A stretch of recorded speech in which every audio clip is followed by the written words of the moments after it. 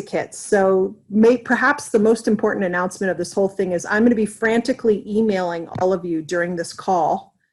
And we may, if we have time at the end of the call, we may just do it all together where you pull up that email and quickly put in your mailing address and be very thoughtful where you want your NASA kit to go. Should it be your house? It might be easier to send it to your house versus the school. Anyways, just be thinking about where you actually, it's one box, but it's a lot, it's not too terribly heavy. So be thinking about that because I'm going to be out of town next week. So I really want to ship these out tomorrow to get them to you. If I ship them tomorrow, you should be getting them middle of next week or end of next week at the latest. So that's a key thing. Let's see what else. We want to record this call so you could refer back to it if necessary. If anybody has a problem with being seen on screen, turn your camera off, or if you don't, for some reason, don't want to be, I don't know, me in the chat box or something if you have us recording this. Let's see what else. And what I'm also going to be emailing you in the next couple days. Many of you are very geographically close to each other or in neighboring schools. So I want to give I'm going to be sending you guys emails of the people. So maybe you could pot up and help each other and work together. It could be really cool. And what's really neat is we even have some communities where there's elementary teachers, boys and girls club people, informal educators, high school, middle school, and so you might be able to have the kids mentor each other or talk to each other or do Zoom things together. Anyhow, consider that, and I will let you know who's near you because there's some really neat possibilities for partnering. And I think that's basically everything I have. And I want to introduce now Ty Sho. Hello, everybody. I'm Ty Sho. I work at Montana State University. I live in Browning, Montana. I'm a graduate of Browning High School, a graduate of Montana State University. I enjoy doing outreach. That's what this is all about. That's why everybody's brought here today. We're doing some outreach, getting you guys involved so that you guys can transfer the knowledge that you guys learn here to the students that you guys work with. And that's really what education is to me, is transferring what you learn, learning as much as you can and transferring that to people that are younger than you so that knowledge lives on. The students will be prepared if they go through programs like this. I remember growing up on the reservation, we didn't have too many opportunities in my age, but opportunities like this are starting to really take effect, and they show some significant shifts in student engagement and student success. So I encourage you guys to reach out to any one of us, Ryan, Jamie, or Michelle, and myself, and we can point you in some really good directions if you guys need some guidance. We love to integrate Indigenous knowledge into some of this science as well. We shipped out 500 kits on the Blackfeet Reservation, NASA kits that were really to get the kids outside and engaged and involved in science and their surroundings, to really get them motivated in this program. We're also doing the same thing on the Salish and Kootenai Reservation. So there's a tons of opportunity for you guys to really, the more you get involved, the more you guys help us, the more we can help you. So that's really why we're here, to help everybody here in this little chat room. It's pretty awesome to see all these faces. It's been a planning phase for a good month and a half now. Now it's coming to fruition, and we're really getting to that point where you guys are going to get some really neat technology to work with your students, rotate it through your students, however that may be. So that's really what I wanted to share with you guys today, is to really stay motivated, reach out to us. And this is a really good program. So pat each and every one of you on the back for, stepping up and advocating for your students to get this type of technology. And this is an opportunity that they wouldn't have if you guys weren't here today. So I'm proud of each and every one of you. So thank you. Thank you, Ty. Michelle, would you like to introduce yourself? Hi, I'm Michelle McCarthy. I'm the Science Instructional Coordinator at OPI. And I've worked with Jamie and Ryan and Ty for quite a couple years now. And they do all the work, and I just kind of tag along and say, yeah, you're doing great. But I will do favors once in a while. But we've been working with NESB now. This is year 5 going on year 6. And they've provided a lot of pieces for schools that we're really pretty proud of. I think that's all I have to say. Thank you, Michelle. Let me go ahead and share my screen and then we're going to get rolling. Ryan, I believe Teresa had a question. Okay.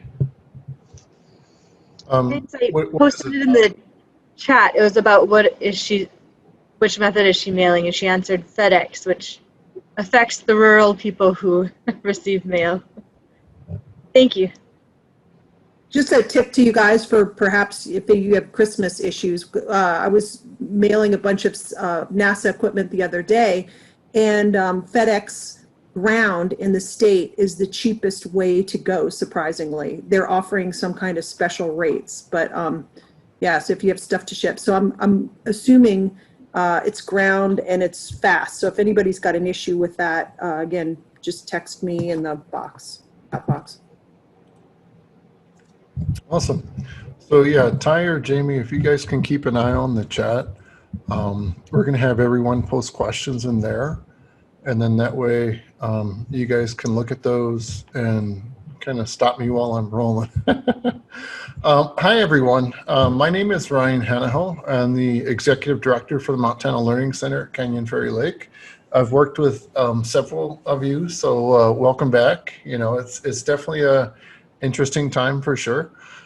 You know, I don't know how, you know, you guys can do what you're doing in the classroom right now. I've got a lot of respect for teachers. We all do.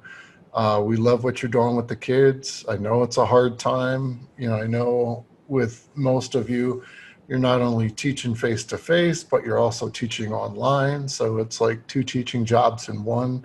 And so we really want to applaud you guys for being here today, taking the time, and we're going to make it as most effective as we can being on Zoom. And so if you're not familiar with the Learning Center, we offer basically science camps for kids and teacher training. But we've been working for the last 5 years with Jamie, Ty, and Michelle on the Northwest Earth and Space Science Pipeline. So in terms of like K-12 education and outreach for NASA for the state, we're the 2 NASA partners for the state of Montana. And moving forward, you know, we've got our support for this year, which helps support this workshop. And normally it would be face-to-face, but given the circumstances, we're online. But it's okay since it's face-to-face. Some of you would have had a really hard time getting to the Learning Center up above Helena. And so this makes it really easy to kind of, you know, join in. And so I wanted to, you know, thank a few of our sponsors. NASA's the biggest one. Well, NASA sponsors MSU Academic Technology and Outreach in terms of their involvement for this program. Same for the Learning Center. And then we also have some funding support, equipment support from Michelle with OPI for her NASA funding. And then recently we were awarded an equipment grant from the Gianforte Family Foundation. I wanted to throw this picture in the slideshow. I was hoping we had some, I was hoping Miss Teen would be on today because that's her. A couple of years ago when we did the Apollo Next Giant Leap Student Challenge, we're fortunate enough to have an award. It's kind of called the Judge's Choice Award. And what it was is we basically awarded the top scoring Native team in the challenge an all expense paid trip to the Jet Propulsion Laboratory at JPL in California. And so that was a lot of fun, huge experience for these kids, a lot of firsts, like first time on the airplane, first time in a hotel, first time in a limo. It was a lot of fun. First time in the ocean, all sorts of fun stuff. So when we get back to doing face-to-face competitions where we can award trips again like this, we're definitely looking at continuing that aspect, because but 2 years ago we had 6 native teams, and then last year before COVID hit, we almost doubled our numbers, so we were at 12. And so I realize some of us today are just going to be here for kind of how to integrate it into the classroom, and that's perfectly fine. I know some want to do this as an activity, either outside of school or as a part of school, and that's fine too. So I just encourage you to, kind of get a few tidbits. I know there's a lot of details to hear, but just kind of get what sticks for you and do your best. That's all we can ask, especially in this difficult time. I was a science teacher for 7 years, middle school science, and let me tell you, middle school can be a challenge, but I can't imagine teaching middle schoolers right now, though. So thank you for being here. If you can, on the Zoom, if you haven't already, I'd like you to update with your full name, just first and last name. And how you do that, if you kind of scroll up to your square and hover with your mouse on the top right-hand corner, you'll see like 3 dots in a row. You can go ahead and click on rename, and then it'll allow you to rename yourself. And then that would be a easy way for Ty and Jamie to kind of go through and do roll call. Otherwise, we can do it later on. So one thing that we would ask, if you're not muted, go ahead and mute yourself. Use the chat function to ask questions. And Jamie and Ty are going to be monitoring that, and they'll get a hold of me so I can stop and answer those questions. And so one thing I'd like you to do right now is I'm going to put this link in the chat box. Just want to go do a real quick survey. And then that way what we could do, if you're able to get to that link before I can actually post it in the chat box, it's a lot more challenging to present and do posts in the chat box at the same time. So let me just open that up and slide that over there. Here comes the link. So go ahead and click on it. It's going to allow me to do a quick assessment in terms of kind of what you're interested in today. And so I'd like to know if you've participated in the NESB Student Challenge before, either the Apollo Next Giant Leap Student Challenge or Roads on Mars.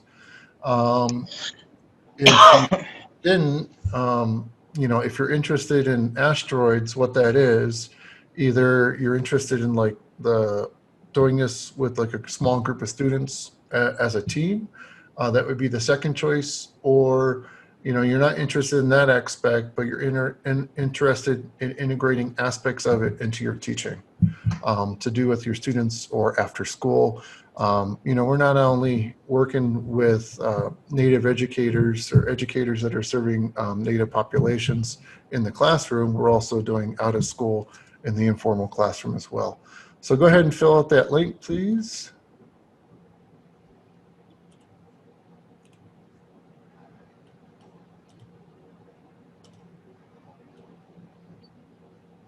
Just going to scroll that over real quick. And I'll give it a few more seconds before I take a look at the results.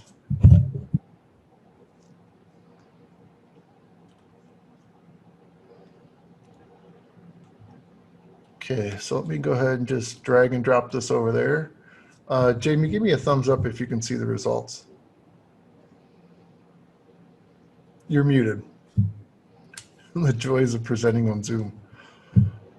I think she must be on a call or something. Anyway, yeah, okay, we got a thumbs up. That's good. Okay, so 20% say you participated in either one of the challenges before. 25% you're interested in Asteroids, but most of you say you're interested in the classroom. Good. That's going to really help me how we're going to structure this. So, what we're going to talk about today is not only the Angles challenge or the Asteroids challenge, but the majority of that is going to be how to integrate it in your teaching. Because if you want to do the challenge with your kids, great. You don't have to. But if you want to just integrate a few aspects in your classroom, that's awesome too. And so really, when we started planning on this, I was on the national team for this year in terms of developing roads on asteroids. And we collaborated in a curriculum, which I'll share coming up. You know, it is actually a full-on curriculum. Don't be overwhelmed by it when I go over aspects on it. Just pick out, you know, a few activities, what works for you, and try that with your kids. And, you know, a lot of this is meant to be done in the remote environment. We planned a lot of this to be done virtually, but a lot of it can be done face-to-face too. I'm almost certain that all lessons, if not all, most of them have remote aspects to them that, so if you're not with your kids face-to-face, you can do aspects remotely with them. And so I'm going to share this link with you. And this just takes you to the NESP page where it talks about the Asteroids program. And with that, if you're interested in the challenge, you can sign up specifically for the challenge either now or later on in terms of doing that with your kids. And then, you know, we'll get you the support and the help that you need. And so what is ROADS? It stands for, you know, NASA's famous for acronyms. I got to work on a space telescope for a couple summers while I was in college. And let me tell you, the acronyms flow. And so ROADS stands for Rover Observation and Drone Survey. So what are students basically going to use here? Rovers and drones. But we integrate other technology too, like digital microscopes, gas detectors like CO2 and methane. And I'll go over those a little bit today, but mostly in depth next time, especially it'll give you some playtime and how to use them too. And so what we do with roads on asteroids is we take the inspiration from a NASA mission. There are several this year that are studying asteroids. And then we try to mimic them in the classroom setting or out of the classroom setting so kids can get really excited about learning and science. You know, that's all we're here for, is trying to get kids excited about science and excited about learning. So, you know, we're going to do our best to help you any way we can. And so this year, 2020 to 2021, we're going to asteroids and comets. And I believe I have a photo of a comet coming up. Oh, not quite yet. But I've got something quite here that I want to do a little show and tell. So, okay, an asteroid is a big giant rock. This is a meteorite, okay? This is an iron meteorite, and so it's mostly iron. This was one from my collection, and this fell in Brazil in the 1800s. Could you imagine this coming down? But anyway, once you have like a really big space rock, so imagine like a mountain or bigger than a mountain, we start calling that an asteroid. And so small space rocks hit the Earth, we call them meteorites. The rocks that are small before they come into the Earth atmosphere, we call them meteoroids. And if they shoot across the sky like a shooting star and burn up, we call them meteors. And so this is part of an impact. There were a lot of these that rained in Brazil during that time. But you know, these are literally the oldest rocks you're ever going to find. Why? Because they're from the formation of the solar system some 4.5 billion years ago. And so NASA wants to study asteroids and comets because literally, you know, you can go back and how, you know, come up with things of like maybe how water ended up here on the Earth. They think, you know, comet impacts, because comets are mainly big, giant ice balls. And then how other elements come to the Earth and how when the Earth formed and differently. So there's a lot of different and cool science going on. Specifically with the student challenge, you can do this as little with teams of 3 students or as many as you want. And that starts anywhere from now until April. But if you want to do the curriculum, you can do whatever you want in your classroom, you know, use the whole thing or just a part of it. Back when I was teaching middle school science, I used to do a STEM class, and I did this with my 8th graders, and we rotated every quarter. And so we would literally do a full-on class where it's just all STEM activities all the time. So this would fit really well in a class like that. Or you can do like elements, like let's say you're teaching geology or biology or space science. You can plug a few in, or even engineering too. So it's all how you want to do it. So why asteroids? Well, we've got several NASA missions that are studying asteroids. 2 are going to launch this year to go into outer space. And pending, like, so for the challenge, so pending everything with COVID, when those missions take place, which would be after April in terms of the launch dates, when the challenge is done, our hope is to send student teams to Kennedy Space Center to go watch the launches of these rockets. That would be our hope, but who knows what COVID has in store for us, unfortunately. But the long-term goal is to get back to that where we do face-to-face challenges and we get kids to NASA centers and really excited about science and learning. And so, asteroids, these are objects that originated from the formation of the solar system, like the meteorite that I've got on the floor right now. But let me go ahead and I'm just going to step out and copy that link for you. And what I could do later on is, or Jamie, if you want, if we're going to be sharing this with teachers, we can just drop my PowerPoint to them or put it in like a Google Drive folder. And we can just put resources in there. I can do that later on. So anyway, this will kind of give you, if you go to that link at NESB, it'll give you a more in-depth understanding of asteroids and current NASA missions. We're not going to focus on too much on them, but I do want to mention this one. This was a spacecraft, Osiris Rex. Probably seen it in the news recently, well, because it only happened a couple weeks ago. Almost a month ago now. So what happened is you had a NASA spacecraft come down to an asteroid and it basically tapped it, okay? And when it tapped it, it scooped up all this material from that asteroid, and now it's on its like 2 or 3 year journey back to the planet Earth. And when it gets back here, scientists are going to study that asteroid. So, it's really a cool time that we're living in. I mean, we can land on an asteroid, pick up pieces of it, bring it back to here on Earth. And so it's some really cool science being done. And that's just, recently. And like I said, there's 2 NASA missions or launches that are going to be coming up this year too.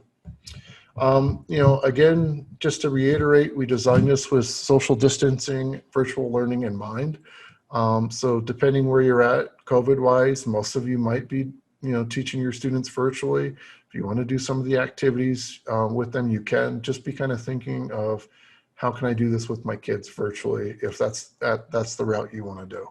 Others can be done either individually or in the small group setting too. Like I know with the challenge per se, there's a lot of different roles that teammates can take. And it's like, if you want to have one student work with a microscope, well, and they're not at school and you trust them enough, send it home with them and they can do all that work at home. I got some videos later on to show you of student examples where teachers have done just that, with everything with COVID. But use your best judgment and, we're here to help you. And so kind of how is this broken down? There's several different parts to this. I don't want you to get overwhelmed. Again, if you want to pick something that works for you, that's cool. Just do that. But if you want to do the challenge and, you want to go after all 9, that's cool too. Either way, we'll be here to help you. And so, NASA missions they're not small. When I was a kid, so the NASA mission that I worked on, the James Webb Space Telescope, that's the successor to Hubble. It's scheduled to launch into outer space next year. It's the size of a tennis court, stands 3 stories tall. That was a concept on paper when I was in elementary school. I'm 35 now. So almost, 25 years later, it's now getting to the point where it's going from concept to being built to launching in outer space. And so Some missions happen pretty quickly. Other missions, literally, you could work on that your entire career. Imagine like the Voyager spacecraft. Those two spacecraft are still broadcasting today, and there's still people working on those. And those were launched back in the 70s, I believe, or I could be wrong on the year, but it's been a long time. So when you've got a space mission, there's a lot of different components to it.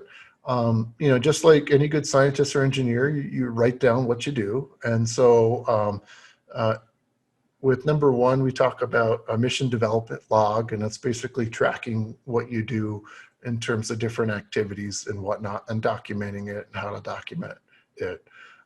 Then we kind of go into some fun activities like crater formation and evolution, in terms of how craters evolve, like with impacting. And like with that, and that activity, it's, most of you have probably done this before, where you take like a small weighted ball and drop it in flour, and you kind of look at that impact.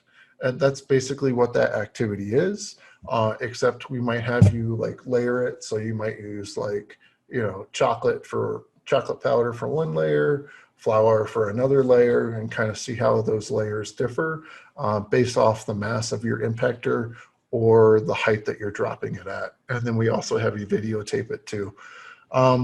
Search for signs of life. We'll use little microscopes there to look at little critters and little stuff moving.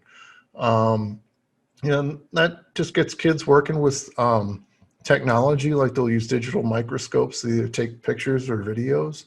And, they get to find stuff that they wouldn't normally see because they're using a microscope.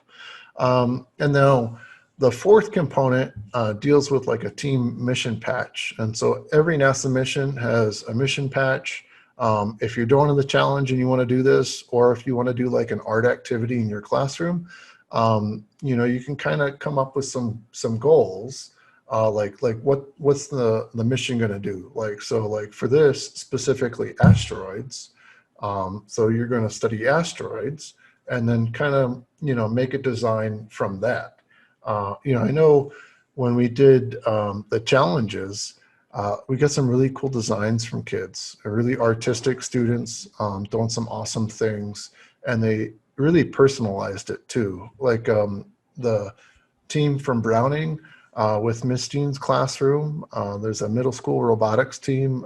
They did an awesome design. I know if Hardin's on the call, hi Heidi, if you're here. I know there's oh, Heidi, you are here. Yeah. So nice to see you.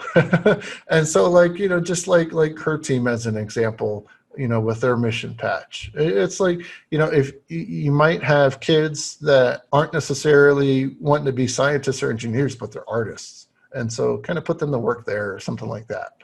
And then number 5 deals with like making a map. If you're doing the competition, previously we awarded competition mats like in the other challenges. This time around, we're not doing that.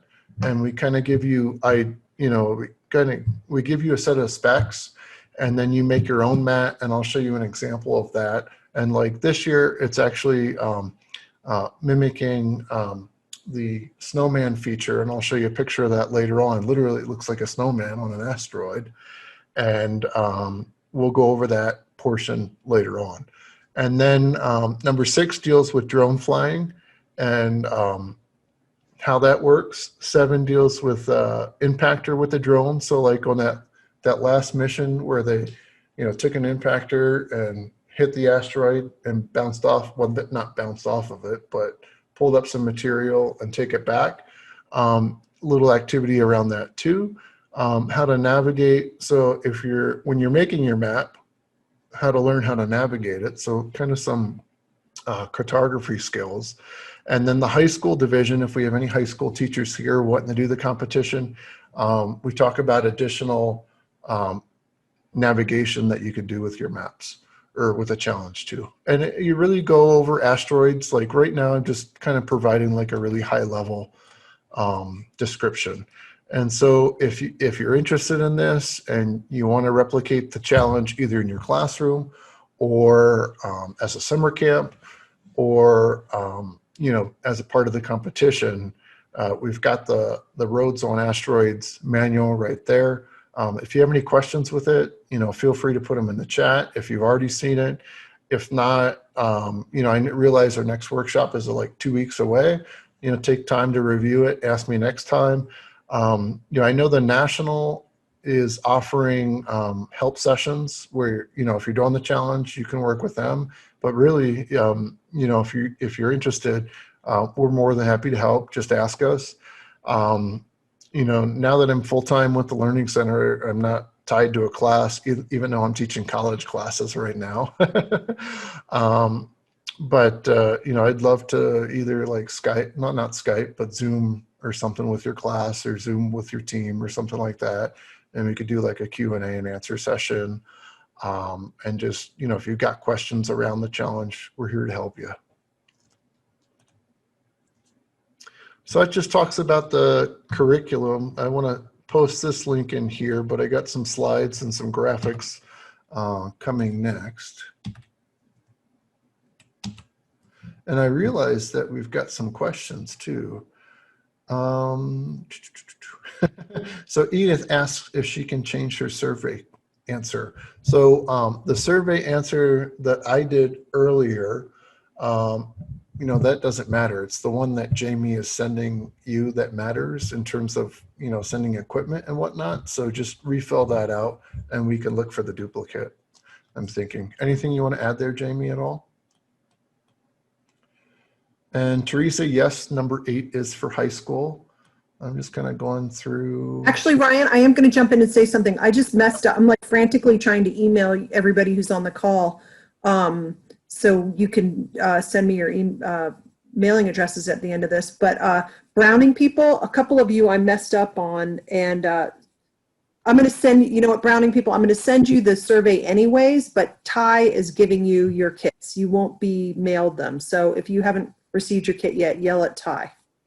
And Jamie, if you want to, just put the link to the Google form in the chat too. Okay. I'm going to try to email a few more. That sounds good. Okay, so the curriculum. We worked with one of the developers of the Next Generation Science Standards on this. Her name is Kim. And so you're going to see a lot of standards alignment. And, in terms of your teaching, if you use that a lot in your teaching, great. If not, and you just want to get to the meat of the lessons, just scroll down until you find it. But we really designed these to be where you don't have to have any experience. You could pick them up and go with them. So they are a little bit more detailed, but we wanted to kind of give you all the details you need to know. So that link that I popped in there, that'll give you the curriculum. It's set up as a Google Doc where you can go through and click on, what activity you want to do, what lesson, what unit, and I'll go through that in a little bit. But it's really aligned to NGSS. We do some ELA in there, like I know specifically in Montana, elementary schools, because I worked in schools in Montana. They're focused on math and ELA scores. So we did our best to tie to the standards for those. And we did it nationally when we developed this. And then we even integrated some computer science standards as well. So what's the unit look like, or what's the curriculum look like? So basically, our overarching question is kind of, what do scientists and engineers go through when they're exploring bodies in the solar system? And what's that process? And so we wanted to mimic that for, the classroom or out of the classroom. And so we came up with these 5 units. Like number 1, you can't do a space mission until you plan it. So you've got to do mission planning. And this is like figuring out where you want to do, what you want to do, and how you're going to get to it, and how, what you're going to build to get there. But unit 2, we talked about planetary geology. 3, astrobiology. 4 is robotics and drones. And then 5 is like the final mission and communication. Really, if you want to do roads on asteroids with the challenge, this is a good way to do it. But it's an in-depth way to do it.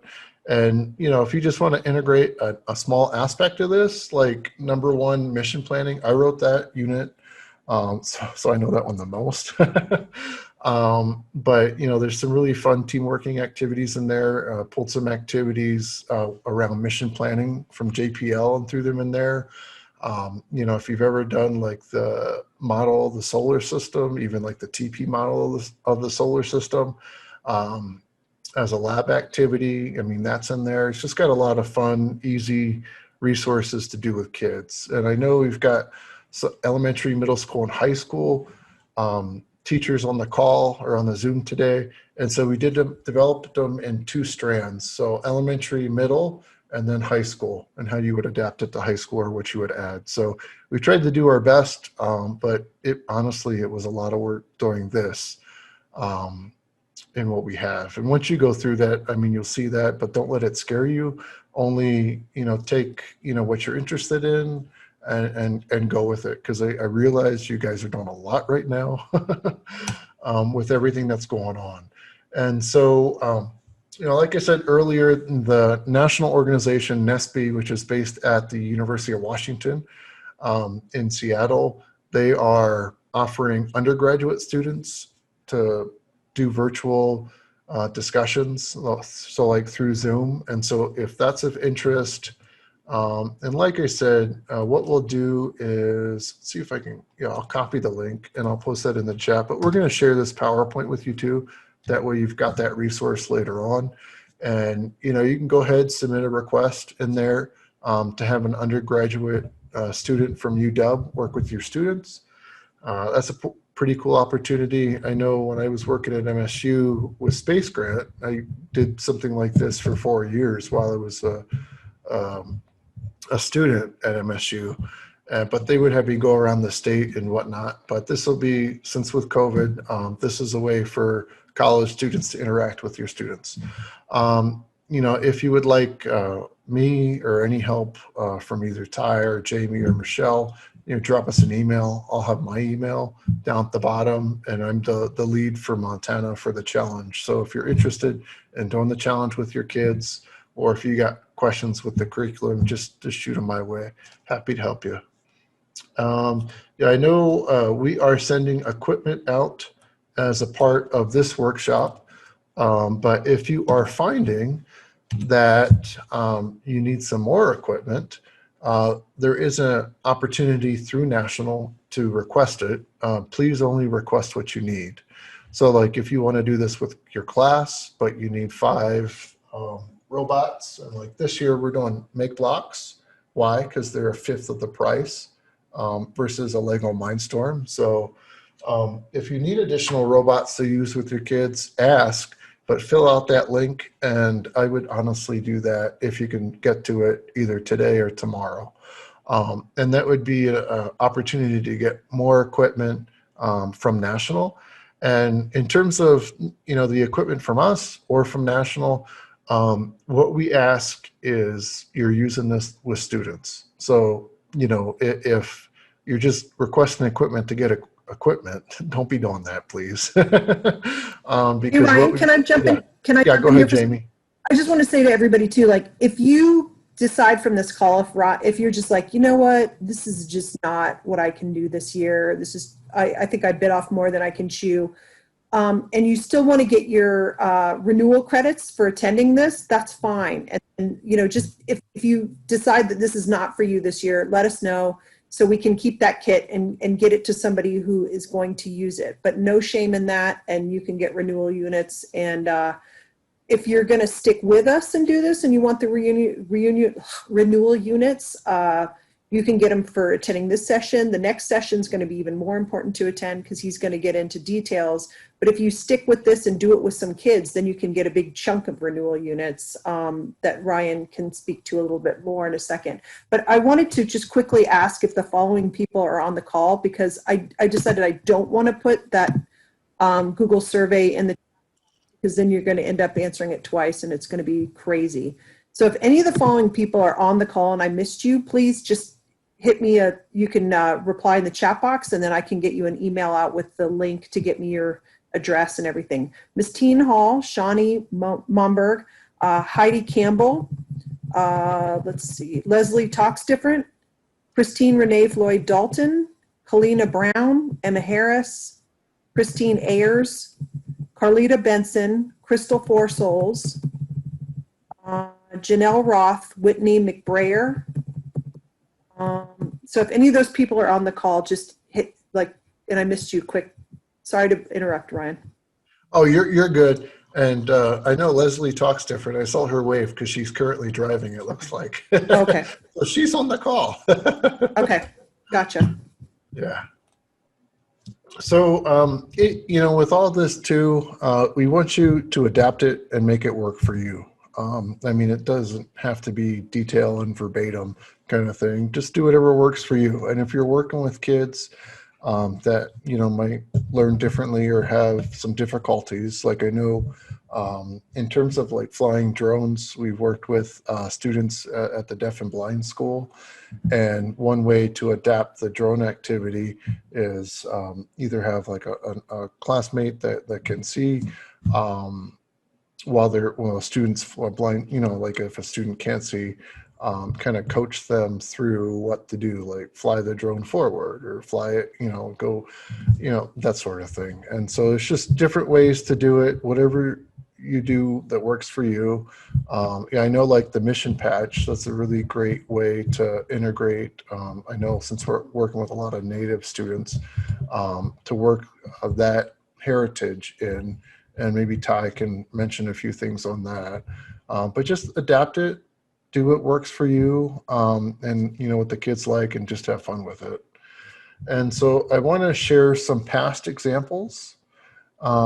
That way you can kind of get an idea of what some of the activities that we do with the kids, what they look like. I realize we're doing a virtual workshop. Normally we'd be doing this face-to-face and it's a day and a half. Instead, we're doing 2 1.5-hour cram sessions. So we can't do all this together, but at least I want to share some student examples.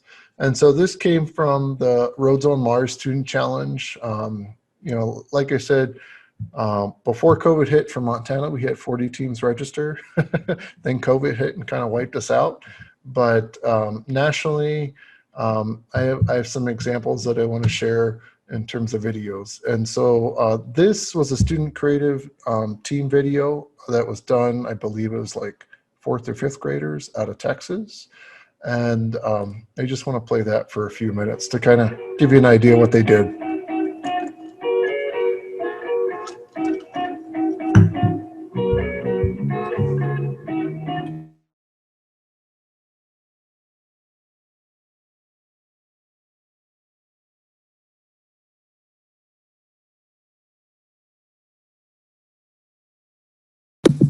Ryan, we lost the sound. I don't know if we're supposed to have sound.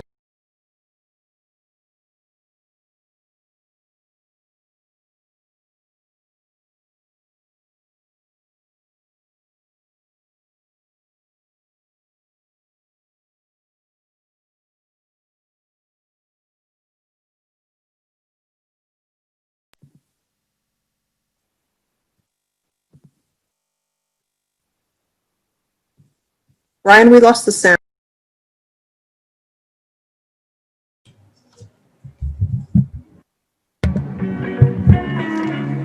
Thumbs up, Jamie, if that's working. Okay.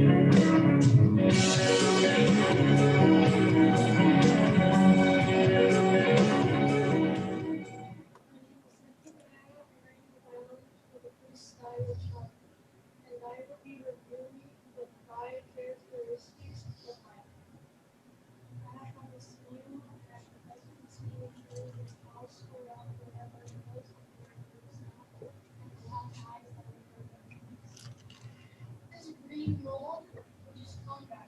Those are different kinds. Looks like tiny grass, and it is helping.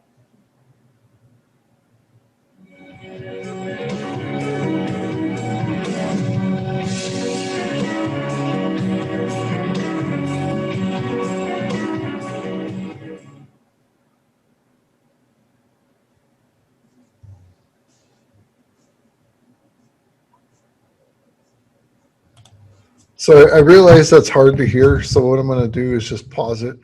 And then when we share the PowerPoint, and, I'll copy the link right now. But it'll be in the PowerPoint that when you go back to it, you guys can view it. That way we don't have to watch the whole thing, but it gives you good examples of what, elementary kids are doing. So I'm sorry you can't hear that too well.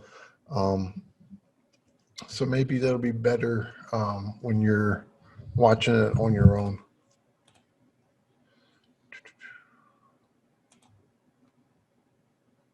Okay, so we already talked about these a little bit. What I want to do is kind of open it up a little bit right now, or before we get to questions, I want to bring up another video and do specifically, let me close my chat on Facebook, and do specifically show you what we're going to do with asteroids, like how this is going to look. And so I'll kind of talk through it. I'm going to mute Robert, who was talking. Robert's the lead on this. And so you've got a drone, and this year it's, whatever drone that works with you, either what we're providing, like this little guy, like that's in the movie, or the Blue Heron if you already have one of those in the past. So you've got kind of like a dish that's sitting up there, and what you're doing is using your impactor, so to speak, to kind of knock that aspect off that surface onto the asteroid surface, and do it in a way where you don't crash your drone. And then the drone lands on the asteroid, but it lands on the surface of the robot.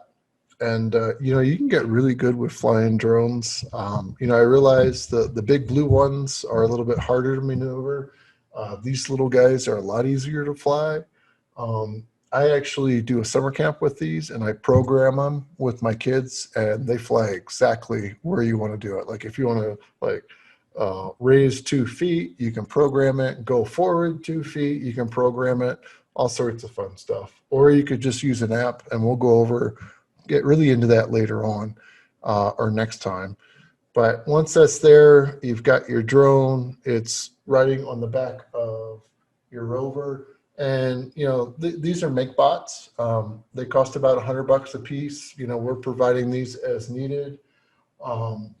But, if you are comfortable and you have like an EV3, which is a Lego robotic, use that instead. Okay. So use what you have. But once you've got a couple of different features on the asteroid, and this is that snowman feature that I was talking about. I'll show you a picture on the asteroid next. But what you're going to do is kind of pick up that feature and then push it from one crater to the next.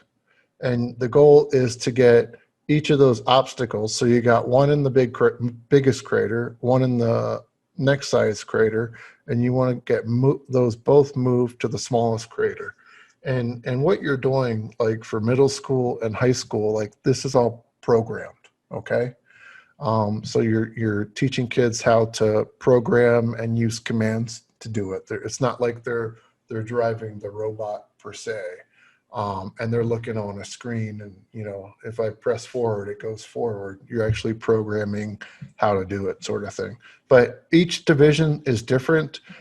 If you're interested in the challenge, go to the manual. It'll go specifically what makes each division different. Like I know elementary, it's a little bit less programming because that can be pretty hefty or pretty hard or challenging for the kids. So, just do what works for you.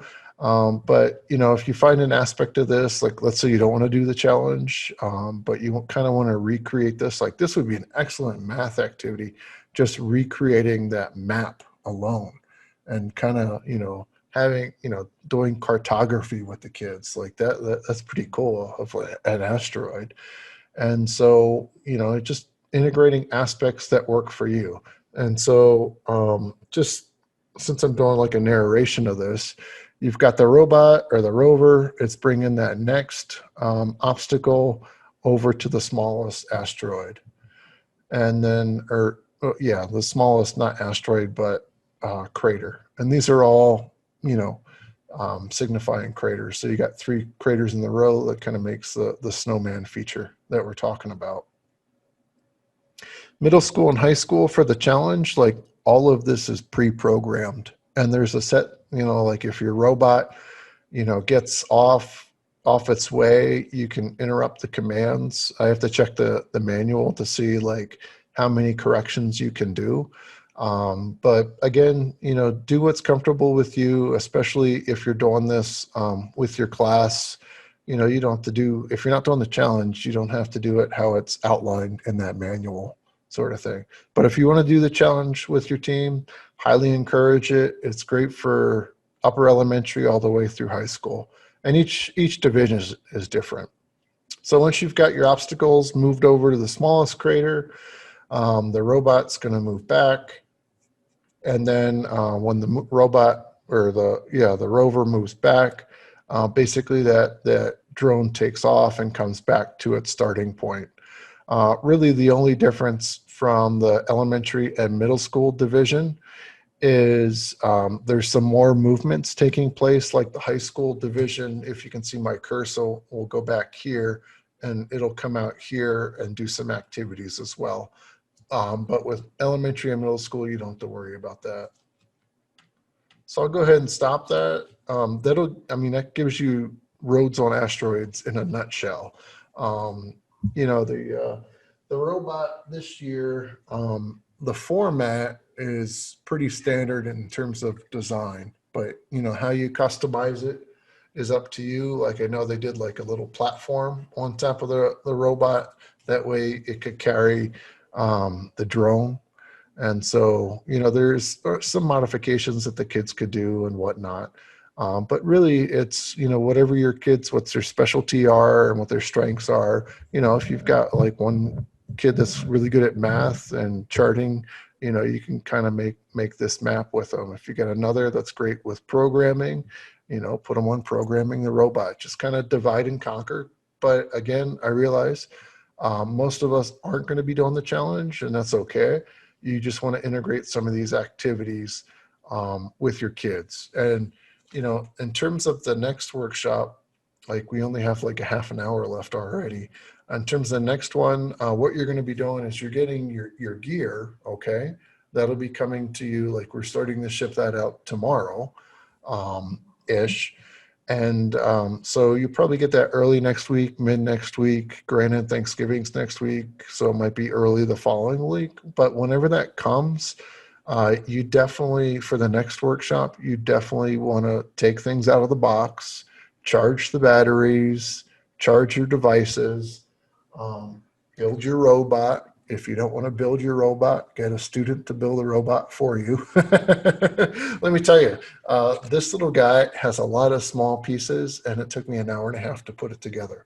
So if you want to build this robot yourself, budget an hour and a half to do that, and do that, before the next workshop. That way, we can go over everything, get cracking, and I can answer any questions you have. So let me go ahead. And Ryan, I just wanted to clarify a couple of things based on some questions I see in the chat box. Yeah, go ahead. By attending this, and if you feel like this is something, again, at the end of this, we're going to ask you to check your email and fill out this Google form with your address, but we're also going to ask you to make the commitment that you will really try to use this either in informal ed or with your classroom with kids in your community sometime this year. And so you will all receive a kit. It is the exact same kit, and you choose whether you're going to use it with the formal curriculum in your classroom. Again, you can use any piece of that curriculum. You're not signing up to do it all. You can do any chunk of it you want, or you can do it after school as a club or a program, or you can do both. So you're not receiving different kits. Everybody gets the same thing. somebody asked if it was the same kit they received earlier this year at a different training. And if it was with Ryan, it's basically the same things. You're getting the CO2 detector, the methane detector, a robot, a drone.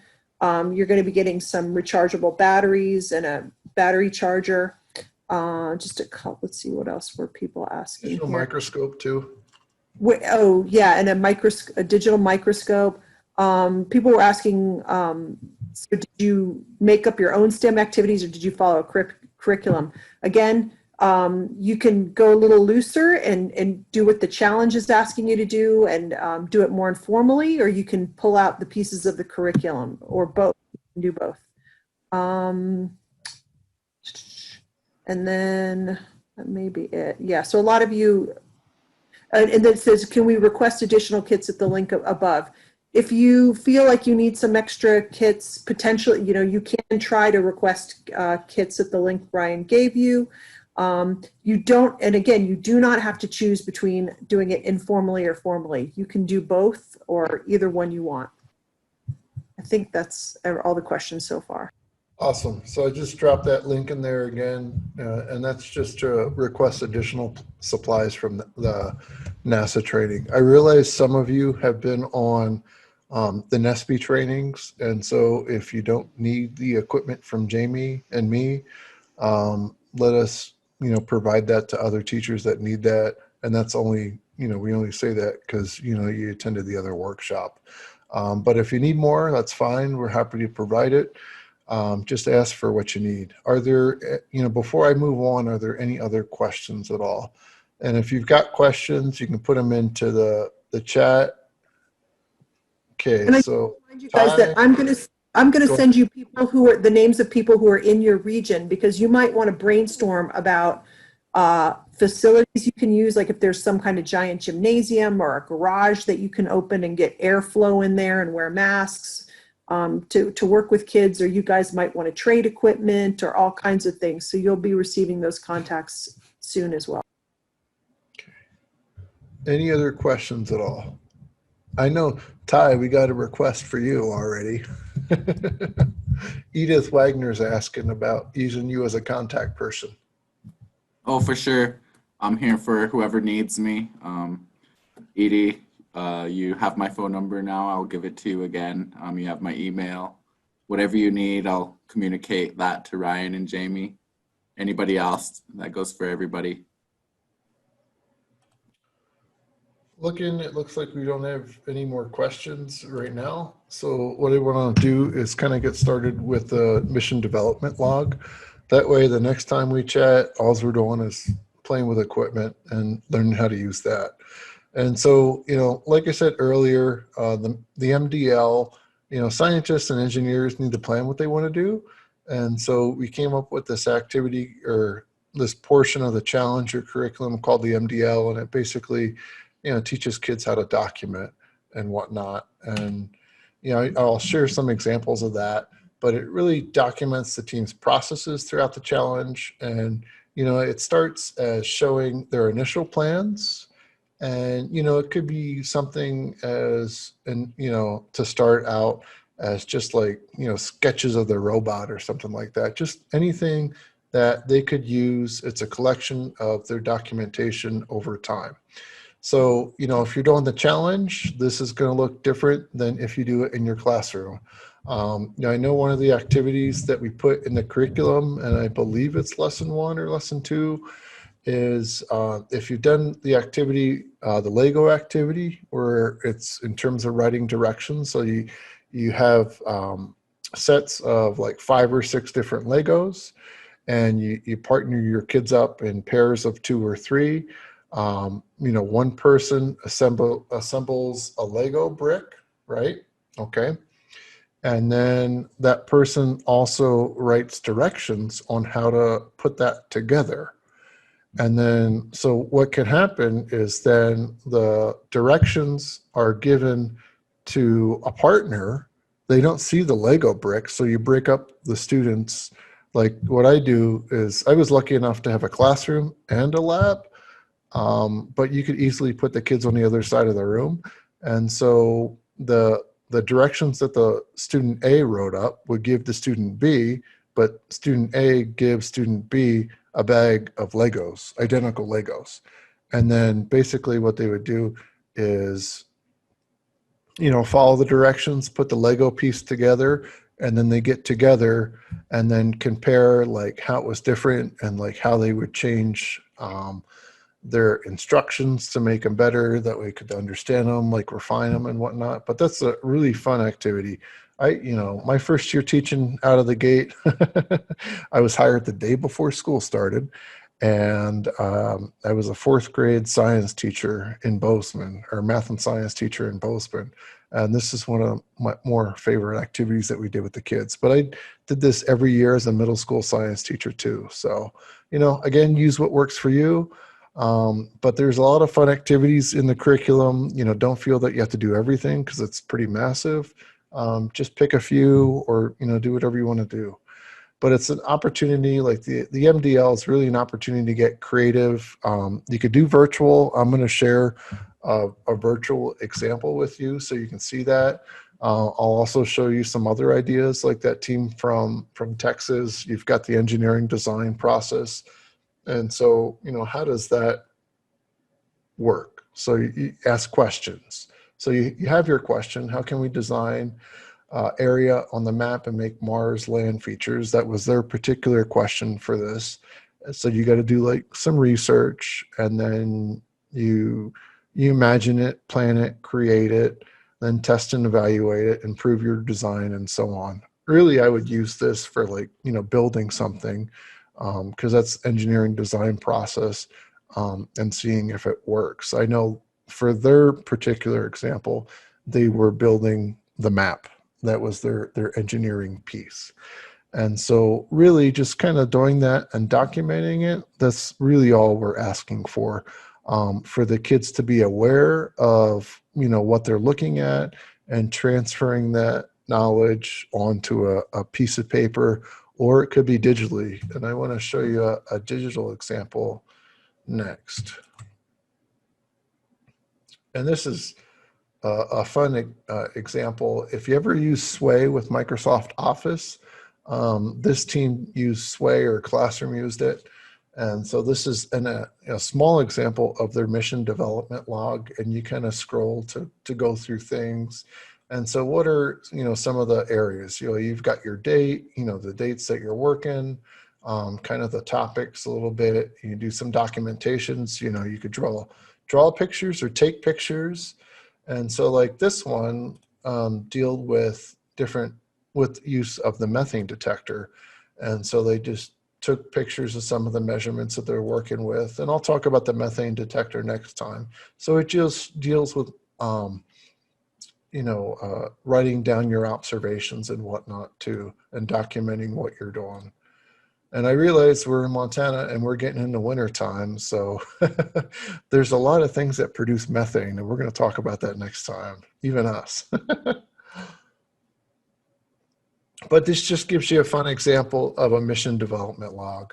I know in terms of their activity with the microscope, you could just look at bugs underneath the microscope, and it's given kids the ability to look at an unseen world with the aid of technology, in this case a digital microscope, but just documenting that sort of thing. And really,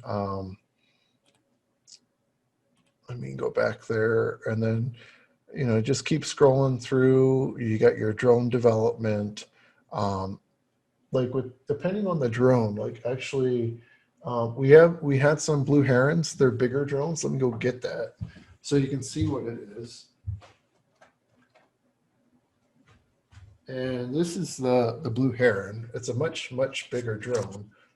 It's harder to fly indoors because it's larger, but it's what we had in stock at the time that we were getting the shipments ready. But we also have these little guys that came in too.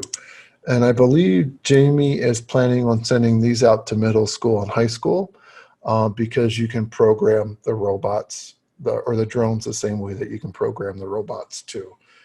With the other one, These are, just in terms of flying, and it actually has a controller, which I'll go over next time, and how to fly your drone. The bigger ones, easier flying outside. Just make sure there's not a lot of wind. The smaller one is easier flying inside, especially a classroom. But you really want to keep it away from any obstacles. But with their MDL, what they did is, they took photos and videos. Both these drones are capable of doing that, and then they just put it in as a part of their documentation. And then, there's some other at-home science experiments, like in terms of the meteor or the meteorite, like recreating that with, your projectile and flour or cocoa, just documenting those activities.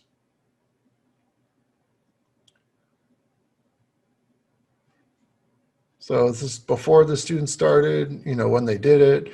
And it's like, use what you have. If you have a marble, that'll work. I don't suggest doing it near a laptop, though, for sure. Because you don't want flour going in between the keys on a laptop. But at least you kind of get the idea. And, this one's fun because you could do slow-mo and then really, really watch the projectile.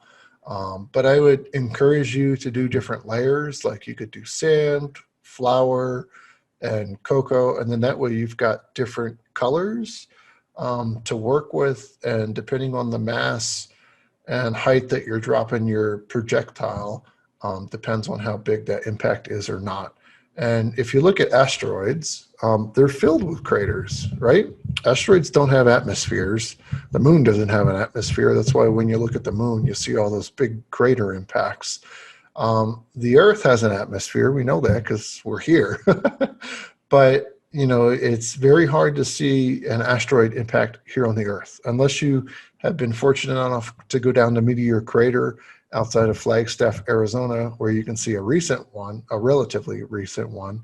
Generally, because of weathering, you don't see these craters. And so when you have a body in the solar system that doesn't have an atmosphere or a very little atmosphere, even like Mars, they have a very little atmosphere.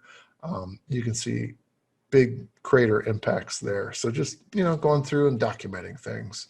They even documented some of the code that they used, and this was with an EV3 too. Again, if you've got a Lego Mindstorm, you can use that. Everybody's getting a make block. We're gonna go over that next time, how to do that, and I'll give you some homework after that.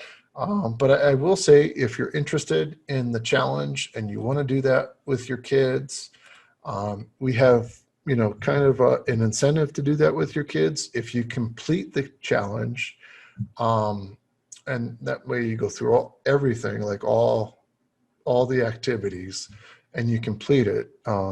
I believe, we're going to offer renewal units for not only attending the course, but also your time with students too.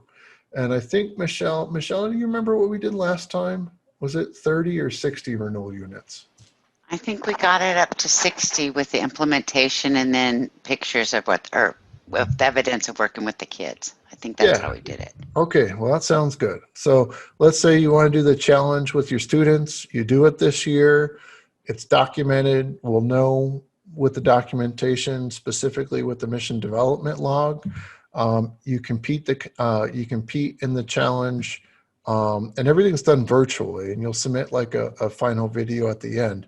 You do all that, we'll give you, or you'll be awarded 60 renewal units as an educator, and that's essentially almost your recertification. So if it's of interest, let us know. Again, you can tie in curriculum. I realize we're at like 5:15. So I want to open it up for some questions, and I'm going to get all the gear in front of me so I can talk about that before we close. So if you've got questions, type them into the chat. Otherwise, you can unmute yourself and ask. I realize I'm throwing a lot at you at once. So feel free to ask away. Otherwise, I'm going to grab some gear and I'll be right back.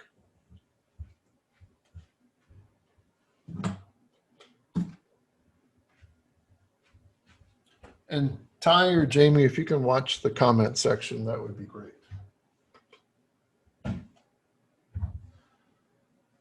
So for next time, you know, like I said, when you get your box of goodies, open it all up, you know, get the batteries charged, and I'll go over those devices. I just put some on the floor.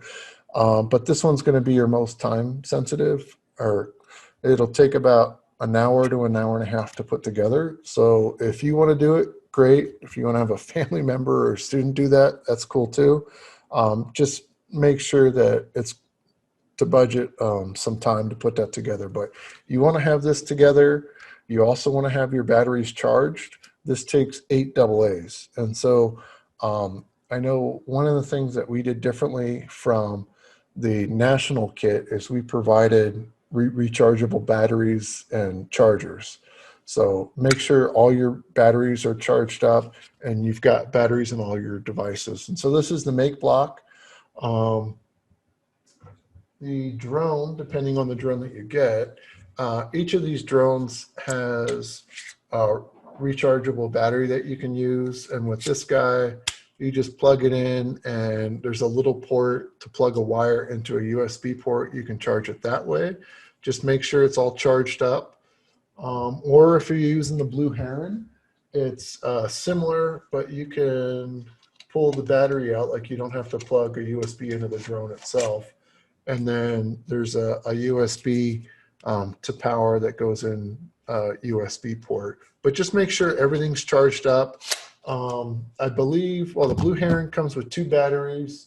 This guy comes with 1. As long as you've got both of them, each battery's charged up, you will be fine. The digital microscopes, these are handheld. It's got a little digital screen. Those require 2 batteries charged up, so make sure you got some batteries there as well. And we'll go over how to use that next time. The methane detector requires 3 AA's. So what do we got? 3, 2, that's 5 plus 8. So you're going to need 13 AA's. And we provide you enough AA's. So just make sure you're charging your batteries before the workshop next time.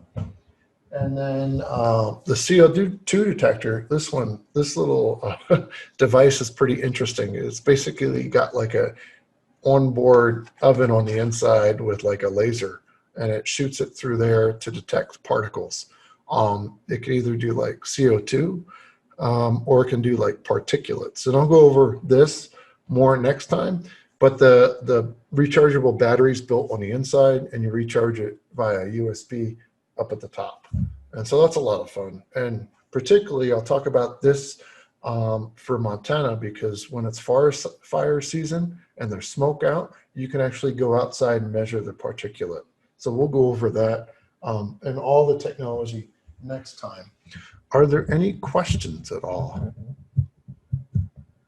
Ryan, I just want to say, if somebody, it looks like somebody joined in really late. If you did, kick me an email or hit me up in the chat box so I can quick email you a Google survey. And I did get one email saying a teacher had gotten redirected and was unable to get into the Zoom. So if you hear of somebody else who had that problem, please tell them to contact me so I can get them a link to the video. That sounds good. Yeah, and I'll probably have the video ready to go tomorrow. I'm thinking about putting it up on YouTube, Jamie, or something like that. That way we got it, and anybody can go back to it too. So as you have questions, just post them in the chat. I'm scanning it too. Like Michelle put her information there. I've got my information or my email address, and you all have Jamie's email. Ty, if you want to put yourself out there too, it's up to you. That way we've got it. But what I want to do now is open your email. If you've got the email from Jamie, bring up that form. Let's go ahead and spend some time and fill out that form. That way we'll take some time now so you don't have to do it later, and you can get it done, and that way we can get you the equipment you need as fast as we can.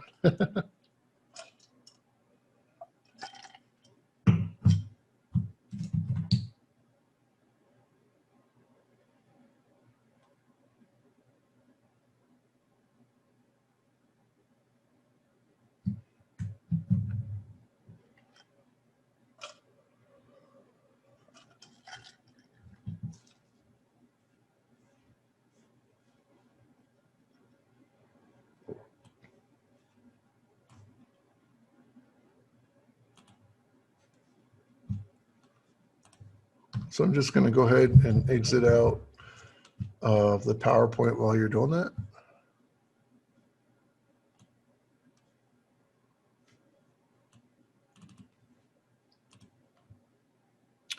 Jamie, is there anything that you want to add while they're filling out the survey?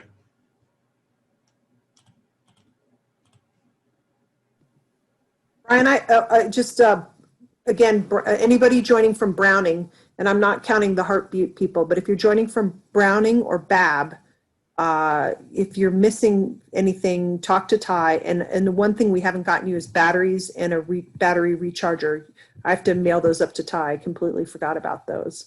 But if you're joining us from Heartbeat, I will be mailing stuff to you directly. And everybody else on the call, I'll be mailing you stuff directly.